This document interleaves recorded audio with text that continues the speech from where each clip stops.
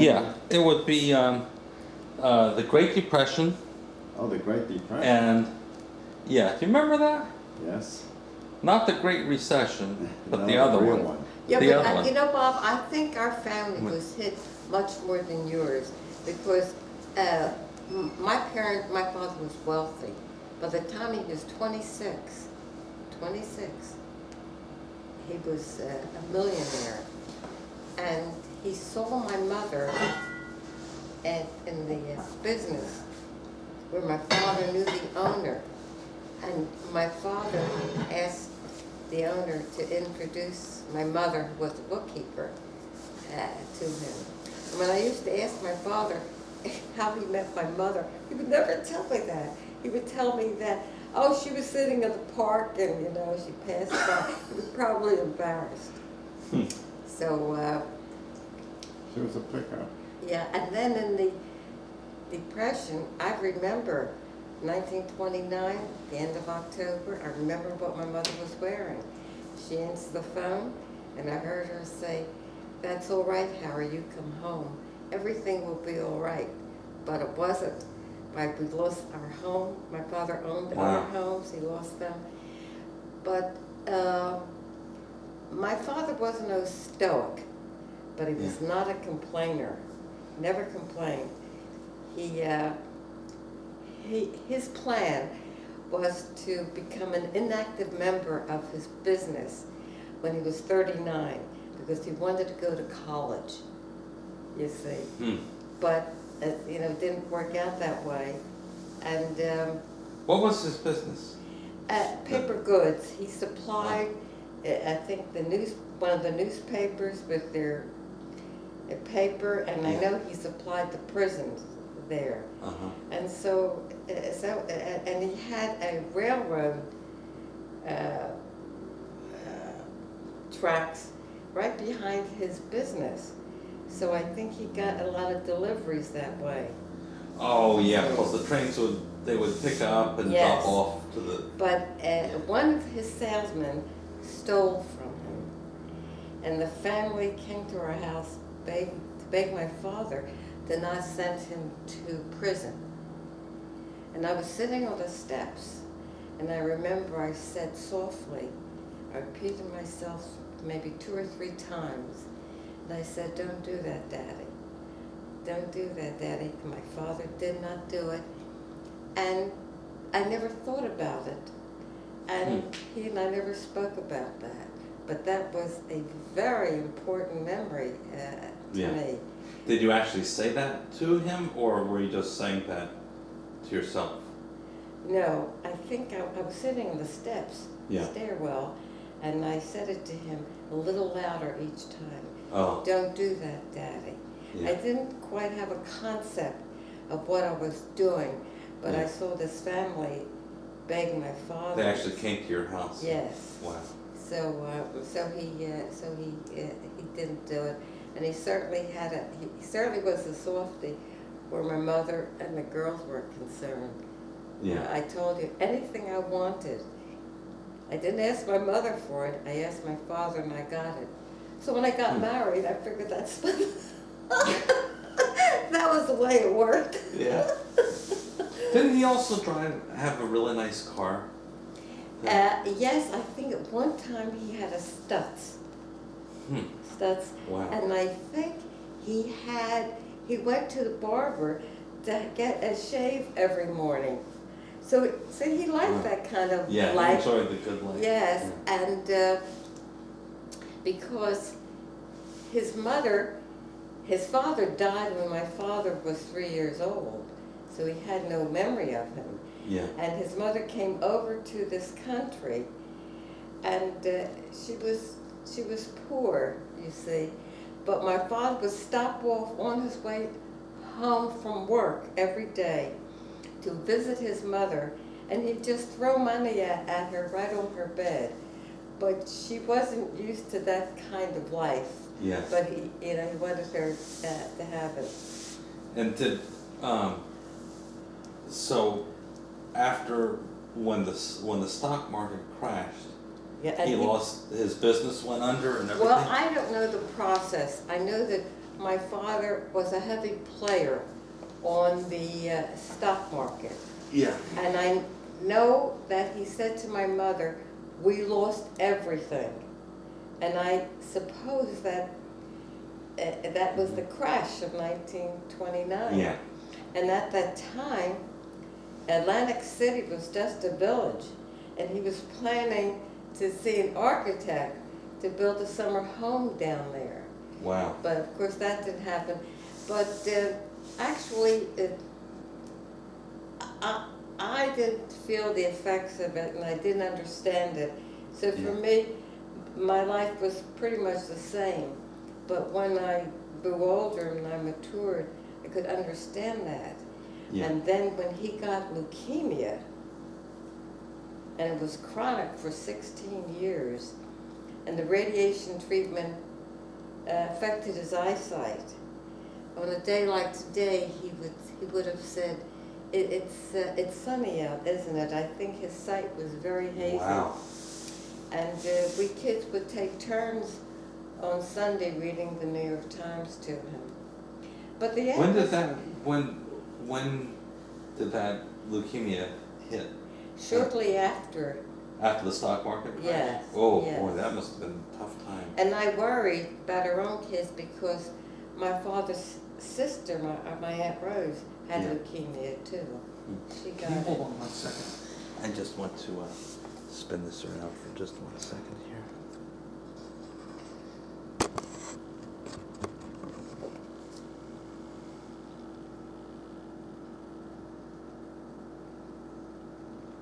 All right.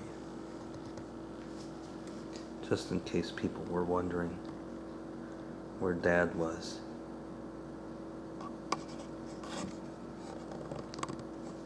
Okay. And So- the other thing was, So that was very shortly after the stock market crash, and Yes. then he was diagnosed with leukemia. he had that for Wow. many years. It was chronic, and when it became acute, he died within a few days. But But it lingered for 16 years? Yes, yes. Wow. And since his sister had it, I was always concerned about my own kids, but Yeah. that didn't Ralph happen. had met him. I mean, Ralph saw him when he was a baby, right? I don't, I thought I remember hearing that. Maybe I'm wrong. But what year did your father die? I don't know. I'd have to look that up. I don't know. But we're going to go out sometime. Oh, to the Well, cemetery? I want to visit Yeah. my parents' grave. Yeah, I would like to go if that's Okay, all right. all right. Oh. I would be happy to that's drive okay. if you. Oh, that's very good, yeah. So did you have to move as a result of the Great Depression when Yes. you lost everything? Yeah, we did. We moved from a very nice section Yeah. to the city. But as I said, I don't feel that my own life changed. Yeah. So they were able to kind of keep things I think somewhat so, maintained. Yeah, Maybe it didn't. The more extravagant plans did not pan out. That right. that And he- my aunt, it was very nice because all the relatives lived in the same neighborhood. Yeah. So Friday after school, I went to my cousin Minnie's house, and she always had a chocolate-covered cake. And, she would give that to me. And a little farther away, my aunt lived, my Aunt Reba, my mother's sister. And I was crazy about my Uncle Barney. her husband. Her husband. I was crazy about him. And he was in the dress manufacturing business. So he took my sister Yola when she was 18 to his showroom or whatever it was, because he thought he had to get her ready for the market. Do you know what I Oh mean? yeah. And he introduced her as his niece, and they said, "Oh, sure, Uh-huh. Barney, we have nieces like that too." That must have been great having the whole family, relatives all so Yes. close by. Like And everything that like when Jerome started to smoke, they had a family consultation about that. Yeah. Yeah. Yeah. I think that, when people come over, immigrants now, they still kind of experience some of those same things with the close-knitness of the family, Yes. because their network is smaller. But I blame I Yeah. think the automobile did a lot of damage. Yeah, yeah. Yeah, it made it, I read a book about the Model T, and it said instantly it allowed families that were spread out to be back in touch with each other. And it also allowed for families to extend the Yeah. distance that they currently have. Yeah. So, yeah. So I really have good memories, especially with my Uncle Barney. He would take me out. He never drank, and my parents would have parties. He never drank, but he was so funny, and he died such a tragic death. And Didn't he get your aunt and uncle got divorced, right? and he went to Texas. Oh, is that right? And Texas. he went to the store, Mm-hmm. and the people recognized him because they were boarders, I guess, at my grandmother's house when that couple first got married. Uh-huh. And so they recognized him. And they said, Barney, In Texas? in Texas. Wow. And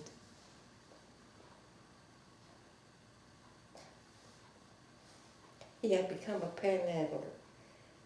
Oh, really? Yeah. And, but my cousin Morton had his body exhumed. Because there was a cemetery for the homeless Jews, and he had his body exhumed and brought up here. But I never forgave my cousin because he was one of them, in addition to my aunt who threw my Uncle Barney out of the house. Oh, his own kid? Yeah, he Wow. helped her. He and Morton, I think Jerome had already left. Wow. He and Alvin. And one day I got a telephone call. I answered the phone, and the call was from Utah. And the woman said, we are related. I said, that's impossible. So she said, well, don't hang up. She says, we have the same grandmother. I said, even that's impossible. Well, it turned out that she was the daughter of my cousin Alvin, who for many years, Oh. I think 13 years, he had disappeared. Yeah. And my aunt thought maybe he ended up in prison, who knew? But he didn't. He went out there, and he married, and he had, I think, 11 children. And she told me they were impoverished. Wow. And she was one of the children. She was one of the children. And then I found out that my aunt went out there once to visit him. And there was no electricity in the house. Wow.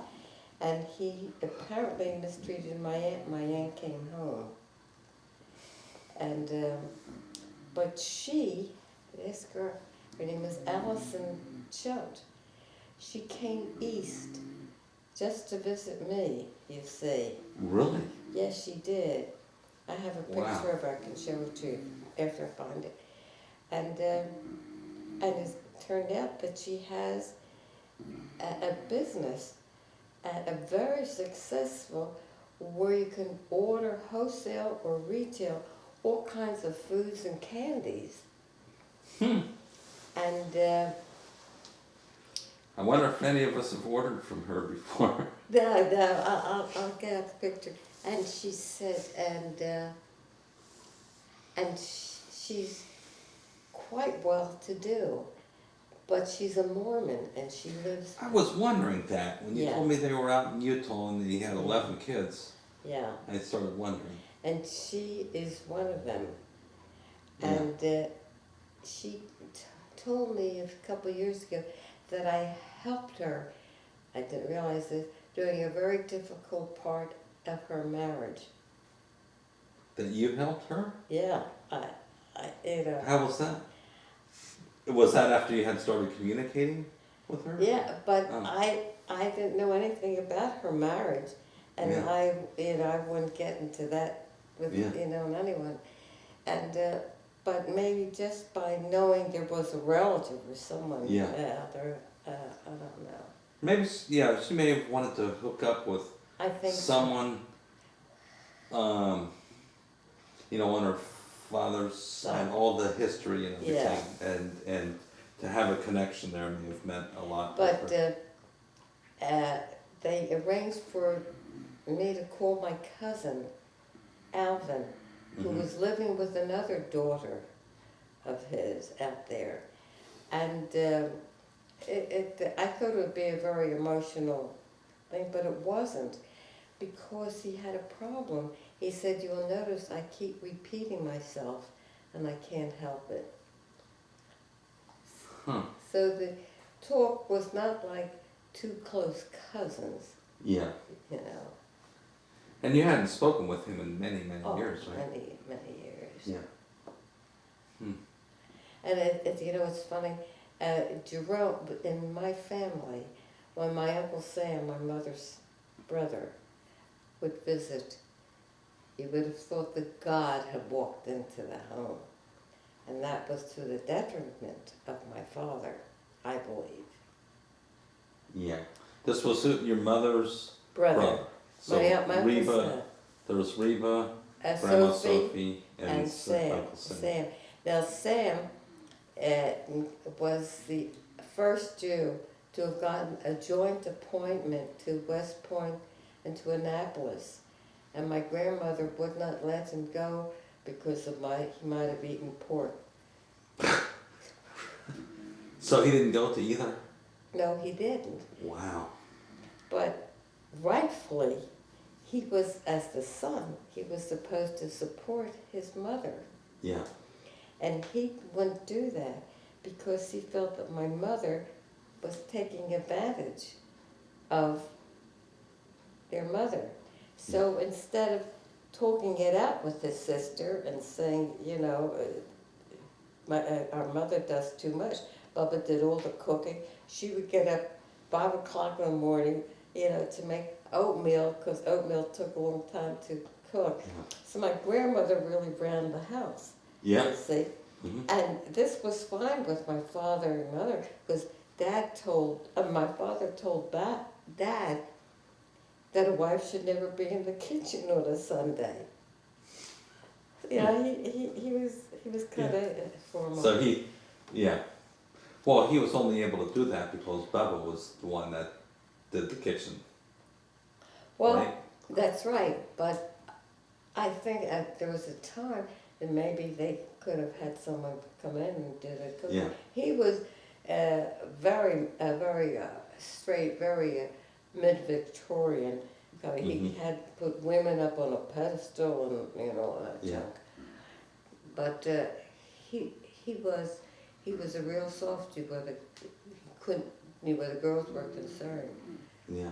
And I think he was strict with my brother because you're supposed to, have to teach your son to be a man. And my brother would play the piano. And Yeah. my father, that was like his son being a ballet dancer. Oh, really? Yeah. He was very stereotypical. Huh? Yeah, and when my mother, I think, had a hysterectomy, and my father bought her a baby grand piano, and I remember I was told that I should have lunch at my aunt's house because Mhm. they didn't want me there when the piano was delivered. Hmm. Yeah, Is that the same piano that Uncle Irving ended up getting? yeah. Wow. And it wasn't taken care of the wood was not polished, it was really cracked. Oh, it was Yeah. new though when you got it, Oh, right? yeah. Yeah. Hmm. Wow. Boy. So, would you like to talk about World War II? Well, Or, you know, I really have blocked it out, but I remember that Dad and I had a system hmm where he would let me know when he was coming in. See, he would come back and he would stop off and visit me, and I didn't hear from him. And it reached. I used to work for the Navy at that time. I couldn't go into work. There was no letter, nothing from Dad. how long the period was that? Like weeks? Oh no, maybe just a week. Oh. So my father called my sister, and he said, "I think you better come over here." And that night, Dad walked in. Oh, was that right? Yeah, he walked in. Aunt Yola sent me a letter of a story that she had drafted for some club that she's in there about Dad coming home to visit. He's surprised Yeah, but Dad you. said Was that same time? That was the same. Ah. But Dad said she got a lot of it wrong. But he wouldn't. He said he would just let it pass. Yeah. Oh, so it wasn't quite how it was Like that. depicted in that letter. Not everything, Yeah. and you can't expect it to be. You know. Mhm. Uh, yeah. Yeah. That was the worst, and that's when I got that colitis. Whatever I would eat, I get a terrible pain in the stomach. Wow. That was during that period of the During- high stress. Yeah. Were almost all of your friends husbands or boyfriends in the I service? don't remember that. How about Uncle Irving? Was he in this? Or was Oh yeah. was he in the service or? He was in the service, and I think he Hi, was Dad. the officers. Are you finished? I think Irving was sent to officers training school, and he was kicked out because he didn't know how to handle other men. Uh-huh. And so he was on some island in the Pacific, and Dad flew out, stopped there and visited with Irving. Do you remember that, Bob? I was drowsy. I wasn't listening. I'll hear it on You here. weren't listening. We have you on tape. You said, It's on tape. Your Honor, this has been fabricated. You remember when you Okay. stopped, Bob? Do you remember when you stopped off and visited Irving? Yeah, and that was at Finch Haven. Finch Haven and New Zealand, and no, In the Pacific? yeah, Yeah. in the South Pacific, that is the big island there, where we did a lot of fighting. I remember when I left him, we flew up the coast and you could see the artillery blasting all over the jungle. What started World War II?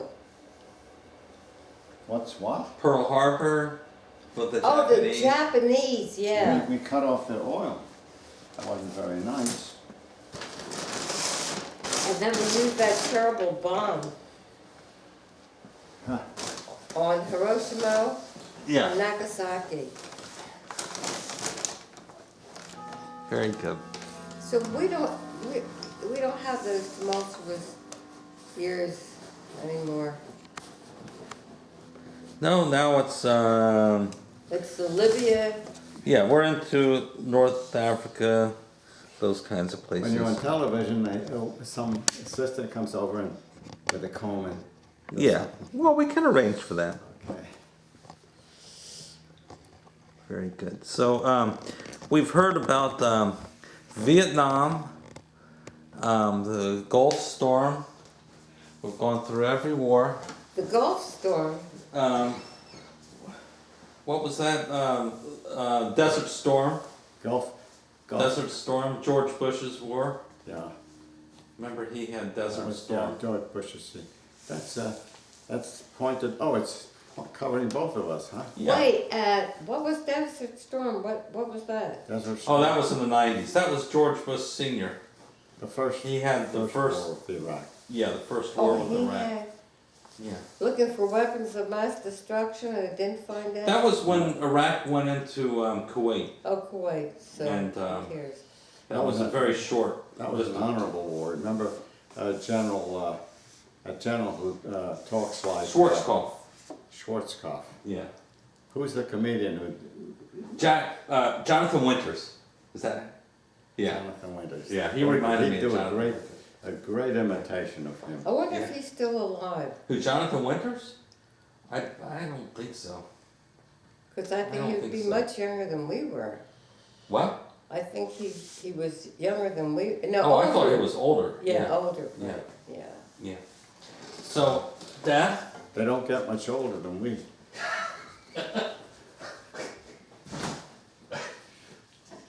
Don't worry about that. Whoa, boy! I can smell the Liederkranz in the. Good Lord. Would you Oh, like yeah. one of these? Oh, I'll have one if you don't mind. You want it in a glass? Oh no, I never drink it. I better do it here. Would you like it in a glass? There you are. Oh, that's very nice. Thank Yeah? you. Huh? Would you like anything to drink? Cordial? No, I don't drink that at all. Oh. I don't even like it, let alone. Well, I'm going to, so, Dad? Hmm? Uh,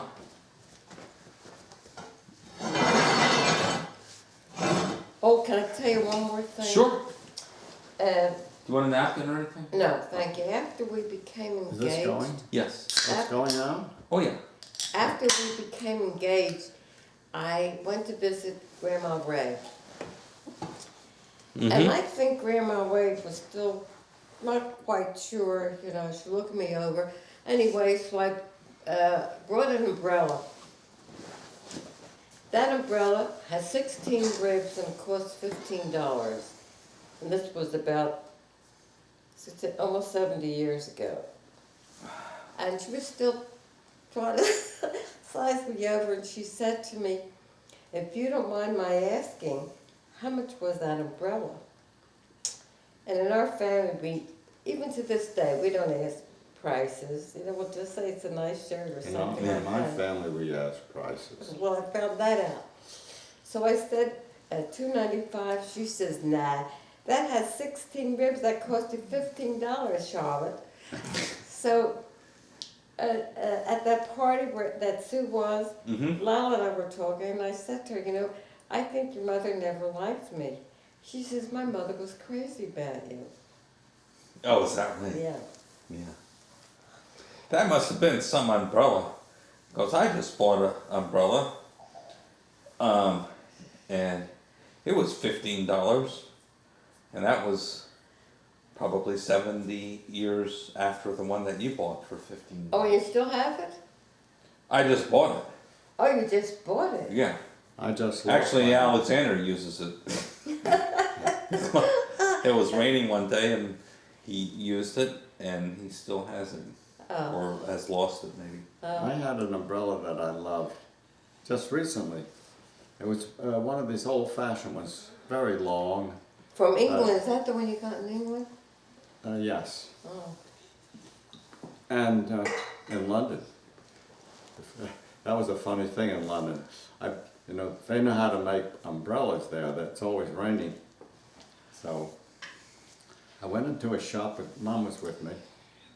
Went into a shop in London where they sold only canes and umbrellas. It's nice to go into a specialized store Yeah. and get a proper piece of equipment.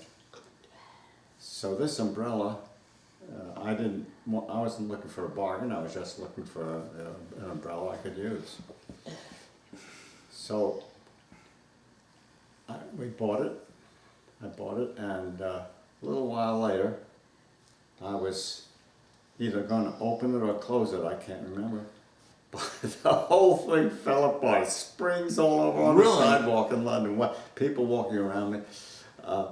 That's kind of it was just surprising like after it you was buy it. staged in a movie. Yeah. That's surprising after you had just bought it from a specialized store. Absolutely. But You would think they would make very good. Oh, yes. Yeah. And well, I gathered up the parts and managed to get it so at least it worked. And And you got it back together, and you still. oh yes, eventually. Hmm. But that was a genuine British umbrella from a London umbrella shop. So you were interested in the Depression, Yes, Yeah. the Great the Depression, Great Depression. and World War II. Yes, we lived on Zabriskie Street near Hudson Boulevard, Jersey City Heights, and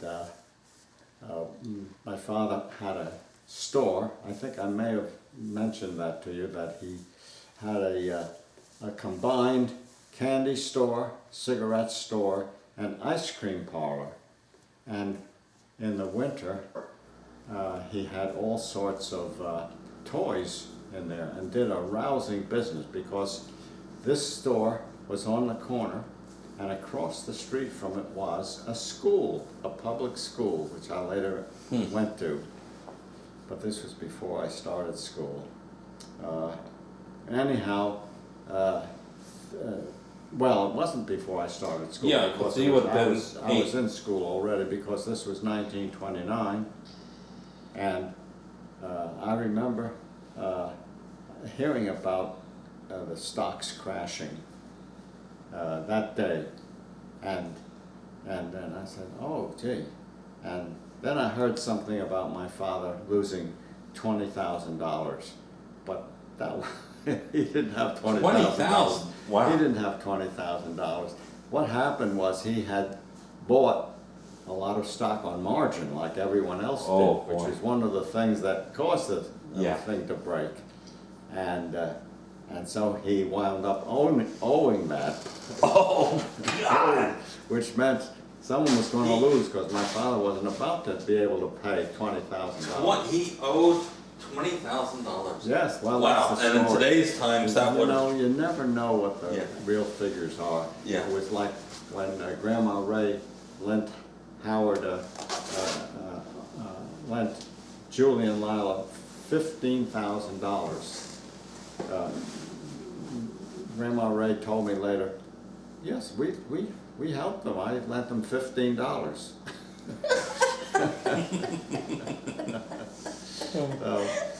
So he owed a hell of a lot more than what he had. Oh yeah, well, And it was a typical picture. Like you said, People someone got burnt. were Yeah.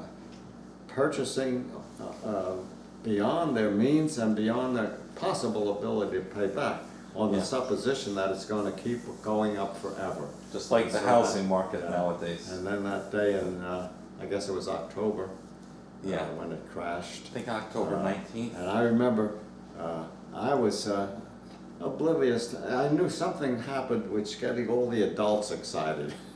Yeah, Uh, yeah, that's and weird. Same with one you, of my Mom? relatives shot himself, killed himself. An uncle of mine, my father's cousin, committed suicide. Who lived on Fifth Avenue in New York. He jumped out the 8th-story window. And Wow. he also committed suicide. So we each have one in the family who committed suicide. They were dropping Wow. like flies. And so are the fortunes. Yeah. Anyhow, that was the start of the Depression. And I must tell you, the happiest time of my year of my life were the Depression years. I remember we then had to move. We lost the store. We had to move to West New York, New Jersey, and it was we lived in one of these courtyard apartments, a big courtyard, a big open court where the entrances are at the far end of the court is Uh-huh. the entrance, double entrance, one to each of the sides, and we lived in one of those, and we lived on the top floor. Was that a big change from where you had been living? I mean, Oh yes, Yeah. yes, because we had been living in a house where there were no other. We lived above the store, and we had the whole building. Oh, where the where your father's store was, you lived By right. the store, there was And- an apartment above it, and we lived in it. I In see. fact, my mother could go down through the private stairway to the store, Oh, and Hmm. up and down, you know, they'd relieve each other and so forth. yeah. But I remember that I was oblivious, as I said. I didn't know anything that happened, and we were playing around, and I guess I lost my train of thought. Oh, when we moved to West New York, this place, there were kids all over the place. They were mostly Italian, German, Irish, and a few Jews, not many. And there was always a fist fight. I got into so many fist fights. I wasn't a belligerent kid, but you had to, you know, they'd say, "Oh yeah, oh yeah." Oh, And then did your mother one time tell you to hit that guy? Oh, that was before in Jersey City. That was the incident with I was playing outside, and this place where my father had the store, I was playing outside on the sidewalk, and my mother, as I said, we lived above the store. My mother stuck her head out the window and said, "Bobby, those kids hit Lila. Hit them." So I went over, and I figured it was the biggest one. I guess there were 4 of them. There were 3, one graduated, so I thought it would be the biggest one. She said, Yeah. "Not that one, not that one, that one." So I went over and started pummeling the other one. These kids, instead of resisting, they were just flabbergasted. They didn't know what was going on. So she said, "No, not that one, that one." So I got it was the 3rd one, and she says, "Yeah, that one." So like an obedient child, I began to pummel him. Yeah. And he was, I had no resistance. I wasn't that great a fighter or anything. In fact, when I fought, here's how the fight would go. I'd close my eyes, because I couldn't keep them open in a fight, I don't know. I'd close my eyes, and time like this. One time, my brother and his friends, my brother had an Italian friend, Vicky Messina, and he had a brother about my age, and they were taunting me. The 2 big brothers were taunting the little brothers, me and this fellow, to fight. And So you to fight the younger brother of the other? Yeah, I had to fight the one who was my age. They were pushing each other. They wanted to see a fight. So I had a fight with him. I was certainly ready to fight, but I didn't want to. I didn't have anything against him, but I had to fight. They told me to fight. And I remember my usual way, I closed my eyes and began flailing my fists. Sometimes I'd connect, but sometimes I'd be flailing at the air, and my brother was saying, "Bobby, he's not there! Open your eyes!"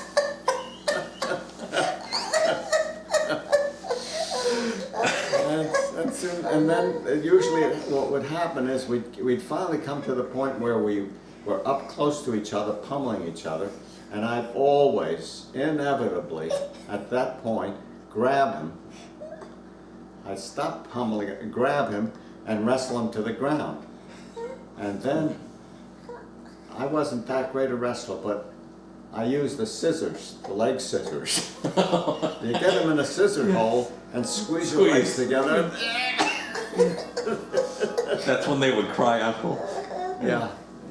So I would win those fights, but really by default. I You wasn't squeeze very proud as of it. tight as you What can, about like a those papers snake. that Yeah. you left on the ground? Oh, that was another story. I think I told that already, about the papers. Didn't I tell you when I terrorized the neighborhood? I was a terrorist. No, I didn't. Well, this was up in West New York, and it was during the summer when everybody was off and all the kids were out. And I had to have some excitement. Robin Hood was over. I had gone through the Robin Hood period where everybody got everybody to make bows and arrows. I was Robin Hood. I had little John, who was the big kid. and each one was given a role. And we used to just wear these, we took, I guess, our father's old hats and made them into like Robin Hood hats. Oh, yeah. And that was our costume. And then we had a quiver for some arrows that we'd make out of bushes, out of branches, and these homemade bows. And we'd shoot them up. One time, Dad told the story, he was out playing and he had to go to the bathroom and he went in his trousers. So he found some coal cinders and he rubbed them on his legs. So The reason was I was wearing gray pants, and I knew that they were about the color of ashes. Oh, so the camel, yeah, it would Yeah. hide the So I stain. rubbed the stuff in, covered the area, and I felt better. Oh, thank God, no one will notice. I went home.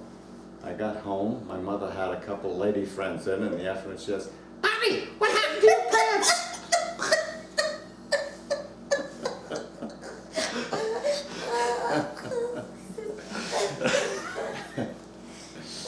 We had a very exciting childhood. Many, I was telling you about this terrorist business. So during that period when I was bored, I decided to whip up the neighborhood a bit. So I sent this kid a note, and I think it said something like, "You are doomed."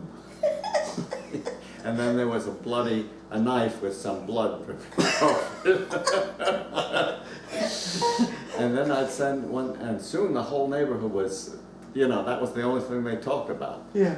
Who's putting these? Nobody knew who was doing it. And then one time. Were you acting alone in this? Hmm? Were you acting alone? Yes, Oh. yes. And so one time I thought to myself, I'd better get they're going to suspect me. So I wrote one to myself, and we were walking along, and I threw it over my shoulder. Hey, somebody threw a stone wrapped up in paper. That must be one of them. And it was just to me. Bobby, you are doomed. But they tell another story. I think his teacher or the principal, they were going for their master's degree. He was going for his master's degree, and he decided he wanted to interview the parents of the dumbest kid and the parents of the smartest kid. And meanwhile, Dad's mother played the numbers, or what was The it? horses. The horses. They had horses, these, I forgot what they call those sheets. I think they were where you take the weight of the jockey, the experience of the horse, the age of the horse. They were something sheets where you could So get was- the odds on a race in terms of numbers. So it was all over the kitchen table. All over the kitchen table, all over the house. And when they knew the guy was coming, they cleared it That all was away. you should have seen It the was like a activity. calculation sheet to. There were newspapers. Yeah. It was the Oh. Daily Mirror. Daily Mirror had those, and also some horse racing special sheets with special information. And when I said that Mr. Carroll is coming, E.E. Carroll, principal, W.W., that was somebody else. But E.E. Carroll was the phys ed teacher, and he was studying, he was going for his master's, Mom just mentioned it, and studying me. I was the subject of the comparison between two kids with similar family backgrounds, both Jewish middle class, or lower middle class, and